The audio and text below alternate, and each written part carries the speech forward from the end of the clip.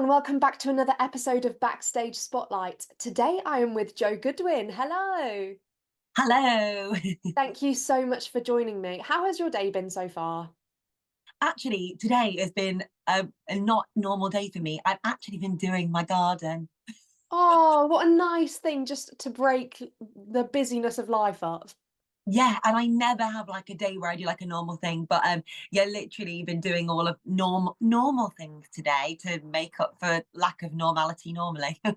Hilarious. So would you like to do a bit of an introduction to yourself and what you're kind of doing in the industry at the moment for everybody listening? Yeah, absolutely. So I'm Jo Goodwin. I trained at Laine Theatre Arts.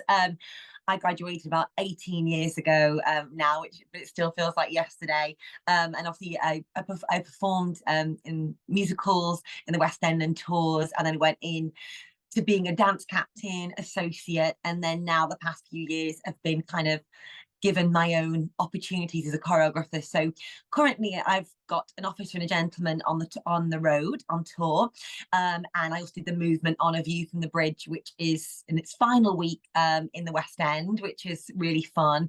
And I'm about to start a big workshop of a new musical for a month with the director Jonathan O'Boyle, which will have happened and will be announced by the time this is on. So actually, I can say it's called The Singing Revolution. So it's a brilliant company. And hopefully I'll still feel like that in a couple of weeks' time, but I know I will. So that's like the next thing. In the next couple of weeks, I've got a big month-long, my first kind of choreographic workshop. So that'll be fun. Fantastic. I mean, you have been around the houses. It sounds like you've done so much. And what a vast experience that I can't wait to talk about. So let's go all the way back to the beginning. How did Yeah, you figure out that you wanted to be in the performance industry? like I feel like other than wanting to be a mermaid at one point, that was like like dancing was like the only thing I ever wanted to do. And luckily for me, I had my two grandparents, obviously my nanny's still with me now, but they both loved musical theatre. So and my mum, even though she's not in musical theatre, like we'd watch old movies, and Oh, musicals were very around in my life. And my older cousin was into dancing, so I always went to dancing since I was 3. And I went to like a local dance school, but I always knew that's what I wanted to do. And I actually went to Elmhurst ballet school when I was 13. So that I kind of always, from that point, from being 13, that was like the thing I wanted to do. yeah, nice. It's nice knowing from a young age because you get friends and at school at the age of even like 17, 18, and they just have no idea what they're doing. And you're just like, no, I've known since a young age that this is what I'm going to do and I'm going to do it. Yeah. It's funny because even at Elmhurst, when I joined in year 9, there was some girls that gave up dance Oh, and stayed for the wow. academic because they didn't want to do it anymore. And I was like, so I know my mum was really strict to me when I was 11, being like, do you really want to do it now? So I'm glad that she was, because I had 2 years of being like a frustrated teenager, like, why am I not allowed to be at Sylvia Young's?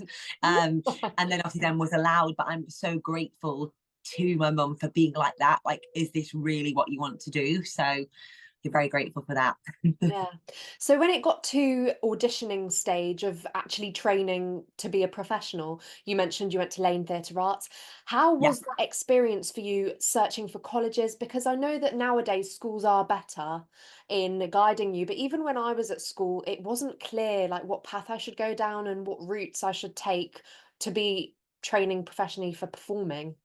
Yeah. Well, I think because of I was at Elmhurst at the time, it was kind of like you either stay and go to the upper school if you want to do ballet, or the jazz teacher who I had was Donna Haywood, and she actually went to Laine, and Stephen Paling would come in and teach us all the time, who obviously was heavily infiltrated with Laine, and was a Laine student, and Darren Cornell would come and teach us. So people would come and teach us, and I was like, that's where I want to go. So Yes. I auditioned for Laine and Performers and London Studio Centre, because like we're going back like 21 years ago now, well 22 years ago, and so there was only really about 5 places to go. Like there weren't the government funded places that we know now, so Yes. a lot of them were like private, and you had to get like a dada otherwise, unless you won the lottery.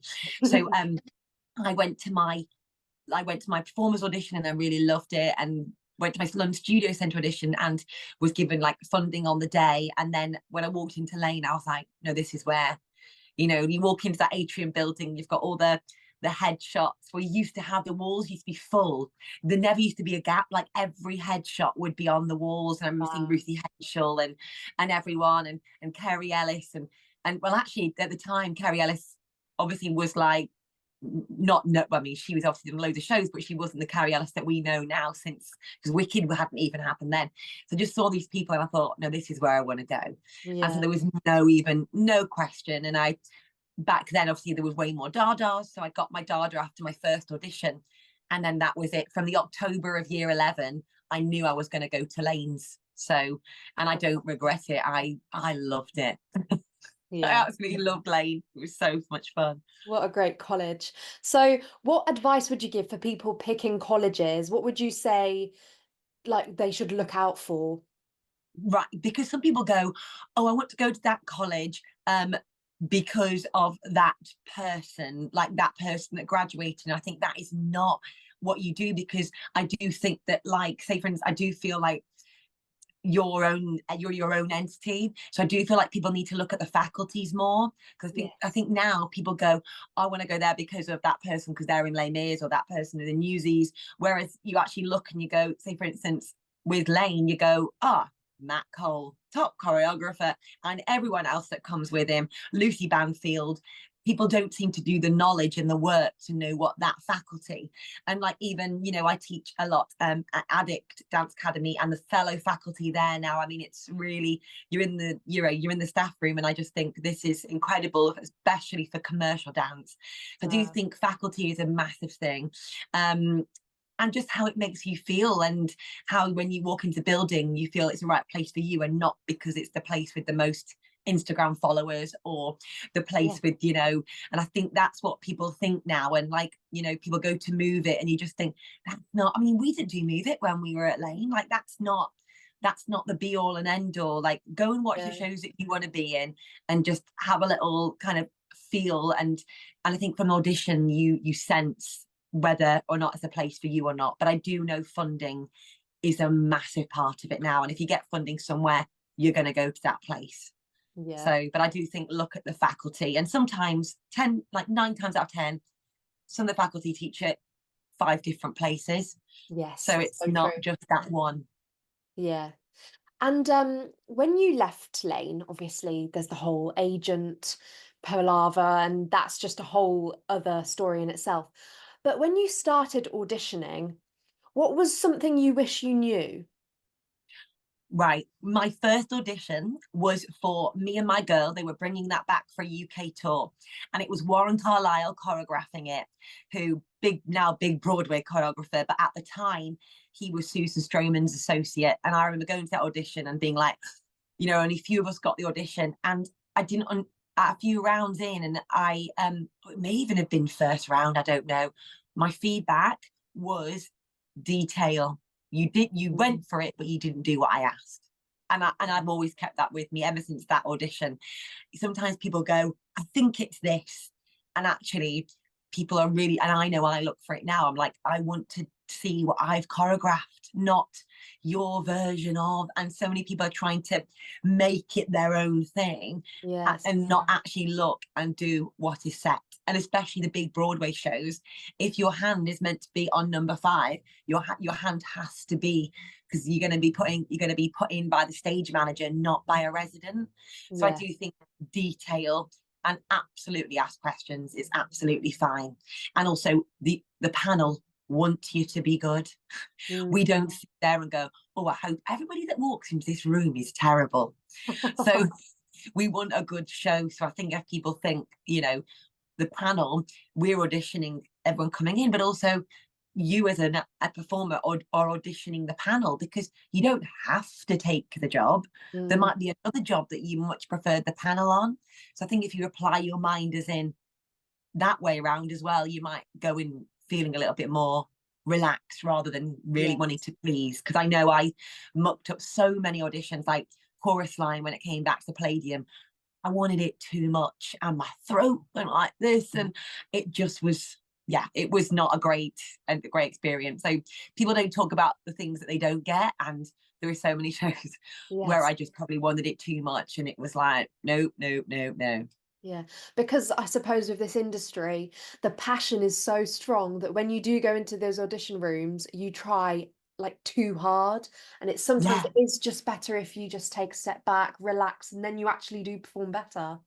yeah, oh, just breathe. I always, my students always laugh at me, or like even in my cast when I'm like, breathe. They're always like, yeah. I'm like on my tombstone, I will have just breathe, because it just makes you everything just look so much better. And Stephen Mear as well, like his choreography, like no tension in the upper body. Like you Mm, just got to make sure that the fluidity is there, because the audience don't want to watch something where it looks hard work, mm, stylistically, especially in like the 1940s style, 50s, that kind of era. Ginger Rogers and everyone didn't look absolutely exhausted. They looked like they could dance forever. So yes. Yeah, it really is important. So being on a panel yourself, what are things that you've picked up on that kind of draw you towards someone, or what kind of things do you actually look for being on that other side of the panel? I think people forget their actual personalities.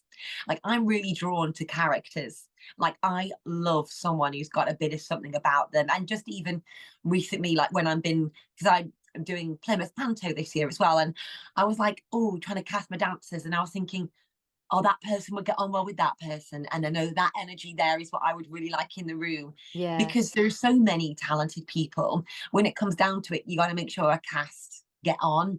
And I feel like also your personality makes you memorable in a room. So when you're coming in to sing, some people come in like shaking, or you ask them a question and everyone's like, thinking it's a trick.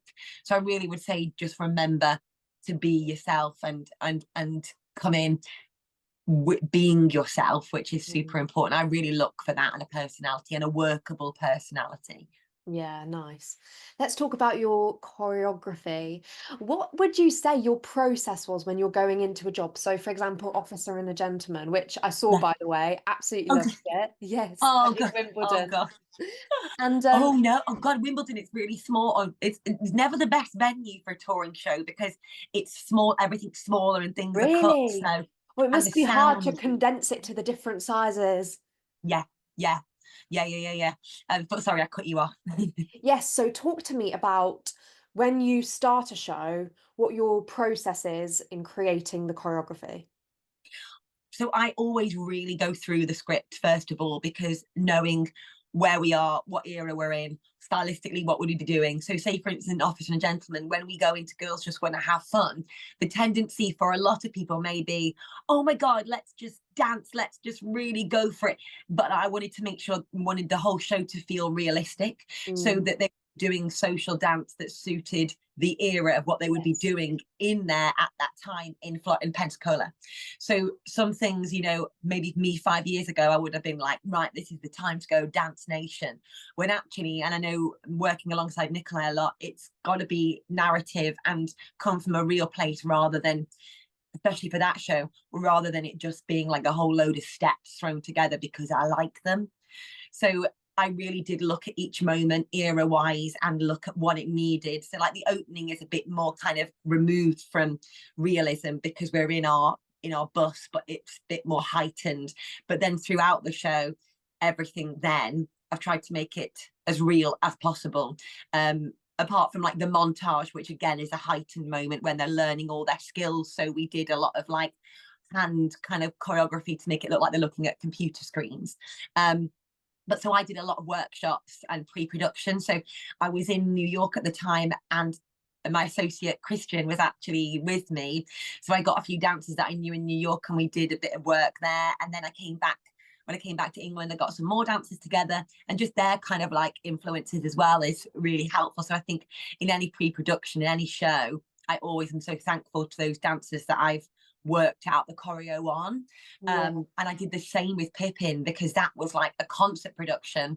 You get Yes. like 2 hours to block a 6-minute dance number, and you're like, right. So every step was choreographed before I walked in. So I Mm, had people stand in for people. So some numbers I really, when I've got a long rehearsal process, I'll know sections, or sometimes I'll see what the actors do. for me at the moment, it depends on how long I've got in the room.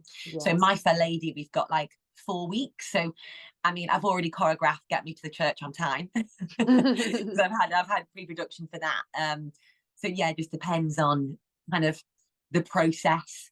Because Yeah. sometimes I know as a performer, I liked it when choreographers would see you and work it out on you. But Yes. then as a choreographer, you don't want to be there with nothing in your mind. Like I always like Yes. to have at least a phrase of choreography for each number. Yeah, definitely. So, what would you say your favorite style was to choreograph? For me, I don't have to think about Pippin. For me, is that's my like bread, but that's like if you cut me down the middle like a stick of rock, it literally is like that era. So I think for other areas, I've really tried to push myself, like to do something, to do different work as well, because I do like the movement stuff. But for me, like I'm really excited about My Fair Lady and that kind of character MT, but with the kind of like jazz basis. I that's what I don't really have to think about. I feel like all that knowledge is already there. Mm, That's what I love dancing as well. So I have to really use other people a lot when it's a different era, because I can't yeah. look at myself doing a different style. I'm like, oh God, why does it look like I'm doing anything goes? Um, Oh, brilliant. How did you come to be a choreographer? so ages ago, I was doing Sweet Charity in like 2010 in London, and I was covering charity and I was a swing. Um, and then it was like, well, what do I do? Because I'm an alto, I'm 5'10". What other roles are there? Not many. So I was 23, and I remember thinking, I need to make a decision now what I want to do. And I spoke to a friend of mine who was in the cast, and he was like, you should maybe go into assisting. So that's when I started messaging choreographers about assistant work. So I literally, since 2010, I assisted a choreographer for about 5 years, and then went and worked with Stephen as an associate on Chitty, and then worked for another choreographer, Lee Proud, on Sunset Boulevard. Um, and then I went back to performing, and I kind of was then resident associate for a while. And then the pandemic happened, and I'd been doing bits of choreography. And then after the pandemic, because I'd been doing a lot of videos and things, a Yeah. lot of people were messaging me about, oh, do you want to choreograph this? And I was like, yeah. So I feel like the pandemic pushed me a little bit out of performing, maybe a little bit quicker than if we hadn't had a pandemic, because Yeah, I perhaps. love performing. Like Mm, I would still, I'd happily do it now, but there isn't anything stylistically that I'm like, oh, I really want to do that. mm. Um, so now I'm happy choreographing, but it was the pandemic, and then people just going, do you want to do this? And then I ended up doing like a Black Mirror episode and a series for BBC. Wow. And these things just were like happening. And I was like, oh, so I just kind of went with it. And then Nikolai, who I'd worked with as an actor a lot, well, in Sunset Boulevard, contacted me because they got struck with COVID on Billy Elliot at the No. Curve. And I literally got are you available tomorrow to join the choreographic team? And I was like, yeah. I had 3 weeks where I was free. So I went in and choreographed a few of the numbers for Billy Elliot at Curve. And then Nikolai's just really been a really good supporter of mine. And then I got Office and a Gentleman a year before we started rehearsals. So I always knew Wow. that was coming. And then I got My Fair Lady in January. So there's always, like, I feel like Nikolai and Alex Parker, who is a musical director but a producer, they're massive, big, like, kind of guardian angels for me. They kind of have been kind of championing me, which I really, I'm really grateful for. And then all the Mm, concert productions. So mm. like Fourth Wall have given me really good opportunities. And obviously recently CDM and Katie Lipson with Pippin. So I've kind of, yeah, kind of fallen into it really more because of the pandemic and people kind of knowing who I am a little bit more. Yeah. Um, but yeah, it was an odd one. Yeah, it really is about working yourself up, reaching out and putting yourself out there because I think people think you can fall into different career paths, but you do have to push yourself out there, don't you? Absolutely. And I do believe, especially as a choreographer, like I think you have to do the work before. You can't just do like one musical as an actor and then go in as a choreographer.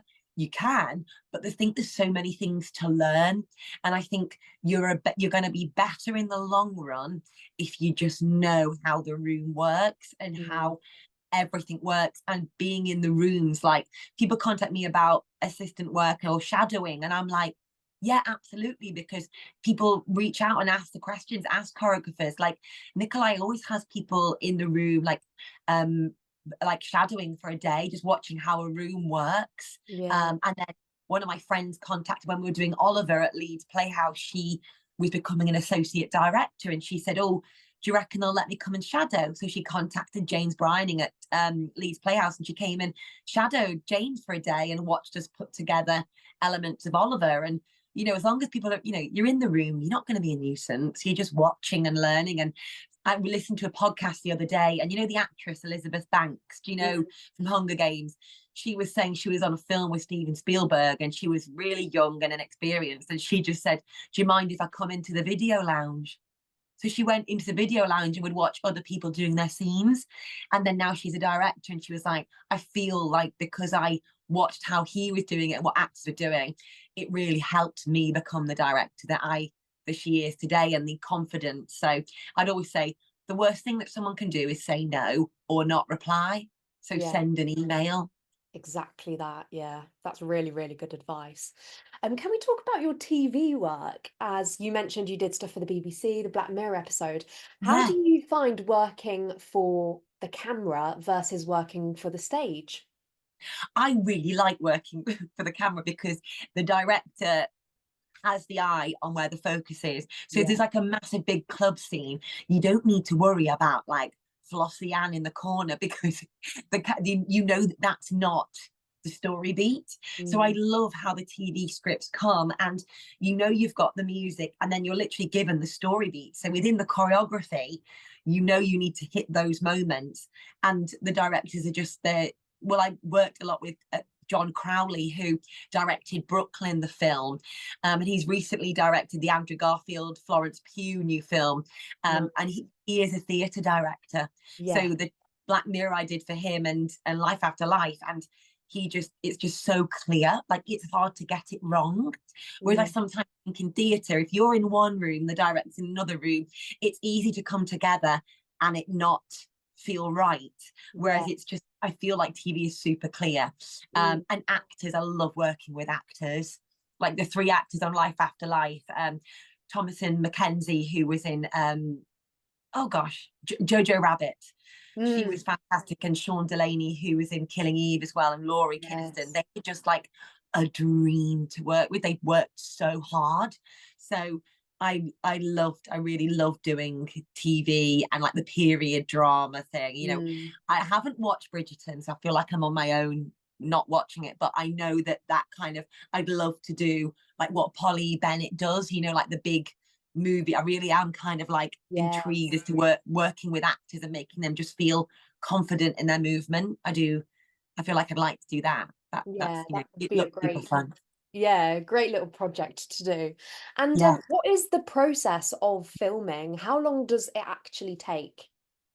Oh my God. So I couldn't believe it. Like, you literally do maybe 4 beats or scenes in 12 hours. Obviously Crazy soaps were fast. completely different, but Life After Life, like one night shoot, we just needed to get like 3 story beats, and that was like hours and hours, because there's so many cameras and so many different takes, and obviously things go wrong, or the changing things and changing the lighting. And so I do like theatre how it's like bam, where sometimes on TV you're like, especially the choreographer, you're like, surely I should be doing something, but there's nothing you can do. Yeah. So it is a long, lengthy process. And I did actually dance in the Wicked movie, and that Yes. took a long time. Wow. What would you say your favorite thing to be in is? So you mentioned the Wicked movie and you've done a multitude of West End shows. What has been your ultimate favorite performance experience, if you can pick? Because I know that can be a hard question. For, I think because it's coming back, I'm going to pick this one, but the producers was my first show out of Laine, and I did that at Drury Lane, and it was, you know, it still is the most awarded musical of all time, and you can't, musicals aren't like that anymore. But I haven't seen Hello Dolly yet, and I can imagine it's a That is similar thing where fantastic. exactly where you've got all the money, all the costumes, Oh, all the shoes, all the set, like, honestly. and I still remember the choreography, and it was like 16 years ago. Um, Wow.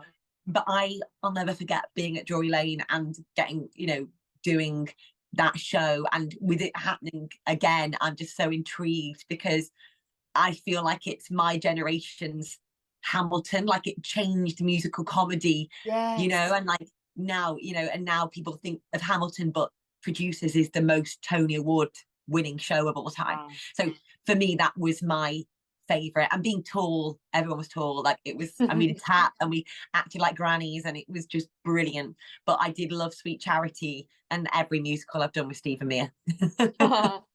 What Drury Lane, what a venue. What is the most breathtaking or impressive venue that you have performed in? Châtelet in Paris, Theatre de Oh wow. Châtelet. It's stunning. They actually showed a clip of it at the opening ceremony for the Olympics. They showed Les Really? Mis on the stage, and it's just a proper opera house. It's massive. It and yeah, it's just beautiful, and like front of house is just it's just gorgeous. But Drury Lane, obviously, the front of house and that theatre is just gorgeous. But I do love Châtelet as well because of the way the whole theatre treats the whole company, and Mm, musical theatre, they just can't get over themselves with musical theatre, that as well. But yeah, I think I just love performing at Theatre de Châtelet like that. I've had amazing experiences there. yeah, I can't imagine how amazing that must have been. And just looking out into the audience as well. I know, like when we did 42nd Street, like the curtain would come up and everyone would be like, what? And you'd be like, it would go, it's like, I think it's 5 levels. Oh wow. It's crazy. Yeah. So this might be a hard question, but if you had to pick between West End, Broadway, international tour, or UK tour, which would it be? I mean, the grass is always greener, isn't it? Like, every Broadway performer wants to come to the West End, and every West End performer wants to go to Yeah, Broadway. so true. But my dream, in my life, I just really want to rehearse at 42nd Street Studios on Broadway. Wow. Even like, I don't, not necessarily not to be in a show, but I would just love even like to be an associate. People always laugh at me because I'm like, but you've been an associate now. Why would you want to be again? I'm like, but it's different. If you're in, I just want to be in a, I just have to do something in New York. I feel like I would just, that's what I've always dreamt of doing. So I feel like, yeah, even if it's like, you know, sock putter on a number 4, but we're doing it at 42nd Street Studios. But You'll yeah, I do know it. I will do it. But yeah, like that is yeah, I would love to do something that would take Yeah. me to America, just America, really. I would just Mm, love that. But then being there recently, I do think I do love the West End and walking around the theatre district, and it feels a lot safer. mm. Um, And I so suppose it's like home to you as well.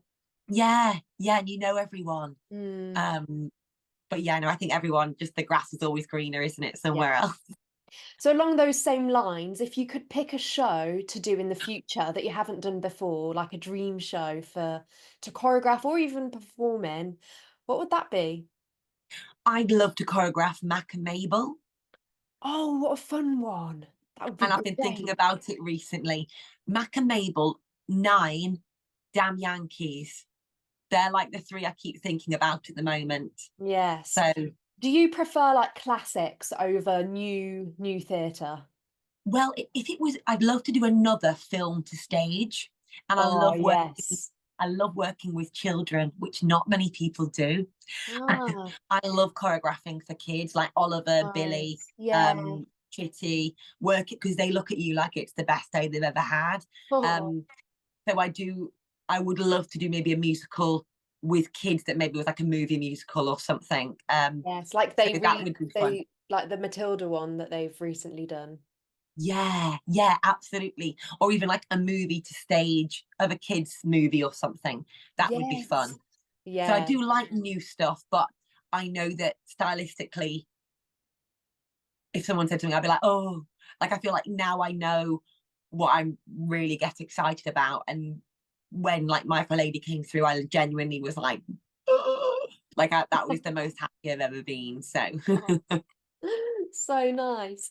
The last question, can you believe it's already the end? The, I la- know. the last question I always ask my podcast guests is if you could nominate someone to come and impart their knowledge on my podcast, who would it be? And I'll reach out to them. Oh, I was just about to say, do they have to be living or dead? Obviously, they need Well, to be alive. preferably living.